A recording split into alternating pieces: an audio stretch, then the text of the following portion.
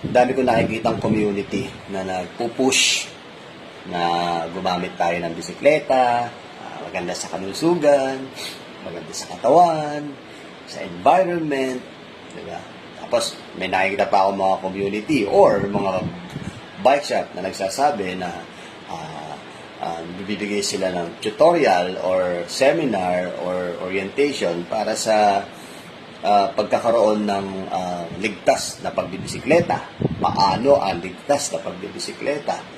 Tapos, meron pa isang community na naghihikayat sa mga siklista na gumamit ng bisikleta dahil maganda sa katawan. Which is, oo naman, talaga maganda sa katawan. Diba? Tapos, gumamit tayo ng bisikleta para sa environment. Okay naman yan. Wala namang problema dyan. Pero sa akin lang, isinusulong yun na isinusulong yung pagkakaroon ng paggamit ng bisikleta. Isinusulong yun ang isinusulong yung safetyness pagdating sa pagbibisikleta. Isinusulong yun ang isinusulong na gumamit ng ganitong bisikleta, ng ganyang bisikleta. Ito ang tamang pagbibisikleta. Tapos, sinasabi nyo pa na magkaroon ng maayos na komunidad ng bisikleta pagdating sa kalsada.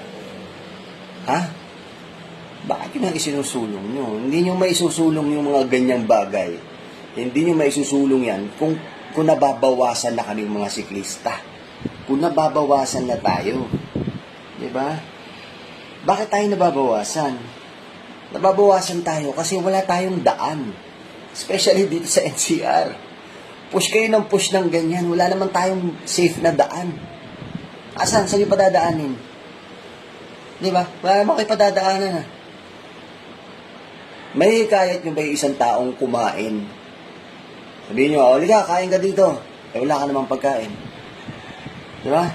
May hikayat nyo bang pumunta yung isang sa isang tao na, pumunta kayo sa lugar na yun, may beach doon. Pero wala namang beach. Gets nyo yung ibig ko sabihin? Hindi nyo mahihikayat yung tao na magbisikleta kung wala namang safe na daan. Ano yun, every weekend lang magbabike? Every Sunday lang pag wala sasakyan? Pagka may car free? Sa Manila nga, tinanggal na yung car free. Kaya nananawagan ako kay Mayor, kay Yorme. Yorme, balik mo yung kung may time ka pag-aralan mo. Yorme, kung may time ka pag-aralan mo kung gaano kaganda. Kasi, unang-una, maganda yan, Yorme. Bukod sa mga bisikleta, meron din mga nagja-jog doon, mga bata, matatanda. So, Yorme, nakikiusap ako sana pag-aralan mo. Ako hindi taga Maynila, pero palagi akong nasa car free ang Sunday. Okay, balik tayo doon. Bago nyo i-push yung mga kung ano-ano mga community, kung ano-ano yung mga agenda, advokasya nyo, di ba? Bago nyo i-push yan, i-push nyo muna yung magkaroon tayo ng sarili natin bike lane. Hindi kung ano-ano yung ipinupush nyo. Ang problema kasi sa inyo, basta makabenta lang kayo di ba? May mga bike shop kasi na nagpupush ng ganito, nagpupush ng mga ride na ganyan. Maganda naman yung layunin. Pero hindi ko makuha yung point na bakit hindi sila magsulong na ipaglaban yung bike lane, magsulong na advokasya ng bike lane para sa atin.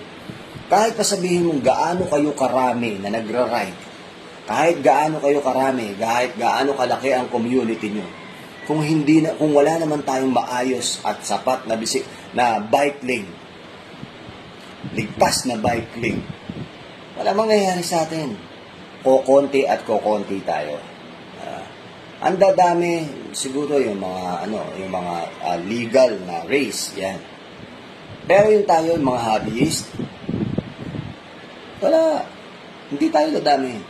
Kokonti tayo. Hanggat meron tayong nakikita na namamatay sa daan dahil wala tayong safe na line, pupuntahan natin, point to point, makakauwi ka na may bike lane. Wala. Bawa, nasa Quezon City ka, tapos punta ka Makati, makakita ka ng bike lane na point to point. Wala ka makikita ng bike lane na point to point. Sa ibang bansa, meron.